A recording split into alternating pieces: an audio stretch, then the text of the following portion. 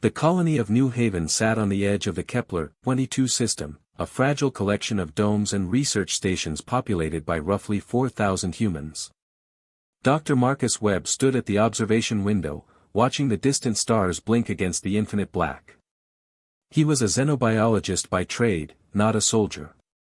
His hands were built for microscopes, not weapons. But tonight, those hands were trembling. 3 hours ago, the Vreth Collective had dropped out of FTL travel and surrounded New Haven with 40 warships. 40. The colony's single defense frigate, the USS Steadfast, had been disabled in the opening salvo without firing a single shot. Now it drifted in pieces, scattered like broken glass across the void. The Vreth communication had been simple, cold, and utterly merciless. Surrender your biological research archives and evacuate your structures. You have 6 of your hours. No rescue is coming. No one knows you exist. Commander Rita Vasquez, the colony's military liaison, stood beside Marcus with her jaw locked tight. She had already sent the distress beacon, quantum encrypted, maximum priority, aimed directly at Earth Defense Command. But the nearest EDC fleet was 17 light-hours away. "They're right," she whispered, almost to herself. "Nobody's coming in time." Marcus said nothing. He just stared at the Vreth fleet hanging in the dark like a wall of iron teeth. 4 hours passed. The colonists gathered in the central dome, farmers, scientists, teachers, children pressing their faces against their parents' shoulders. Nobody slept. Nobody ate.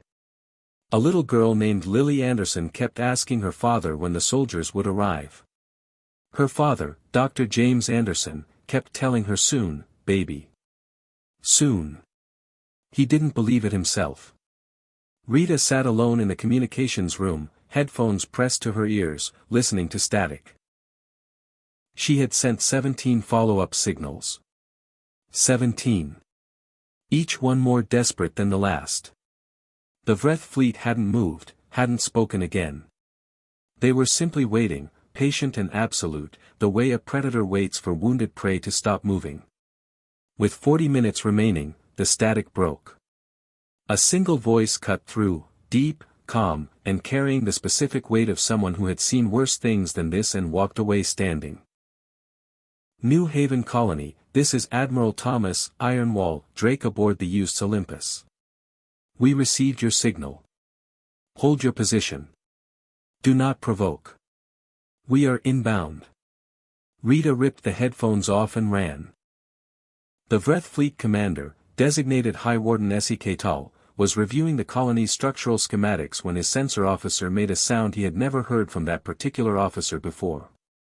A sound of fear. High Warden, Mass FTL Emergence. Bearing 007.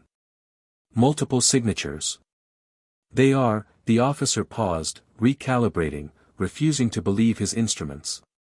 They are large, High Warden. S.E. Catal moved to the viewport. The stars above New Haven were disappearing. Not blinking out, being covered. One by one, then in clusters, then wholesale, as something vast and dark and moving slid between the colony and the galaxy beyond. The shape that emerged from FTL was not one ship. It was not 5 ships. 12 Earth dreadnoughts dropped into real space in a perfect crescent formation, each vessel 3 kilometers long, their hull plating scorched from 100 battles, their weapons arrays already hot and tracking. Behind them came destroyer escorts, frigates, and rapid response gunships numbering in the dozens. The sheer displacement of mass caused gravitational ripples that rocked the Vreth fleet like toys in a bathtub. Admiral Drake's voice went system-wide, unhurried and iron-solid. Vreth collective vessels, you are targeting a civilian colony under the protection of Earth and the United Defense Compact. You have 60 seconds to reverse heading and jump to FTL. After 60 seconds, I will interpret your continued presence as a declaration of war against humanity. Your 40 ships against my 12 dreadnoughts. I have fought worse odds and I am still here. The choice is yours. S.E. Catal stared at the wall of human warships. His targeting computers were screaming threat assessments he didn't want to read. He gave the order to retreat. Inside the central dome, Marcus watched the Vreth fleet fold into FTL one by one until the sky was empty except for Earth's dreadnoughts, massive, silent, and immovable. Little Lily Anderson tugged her father's sleeve. "Did the soldiers come, Daddy?" James Anderson knelt down, eyes wet, and pulled his daughter close. "Yeah, baby," he said quietly. "They came." In the communications room, Rita Vasquez finally exhaled, the breath she had been holding for 6 hours straight. "Because that's what humans do. They always come."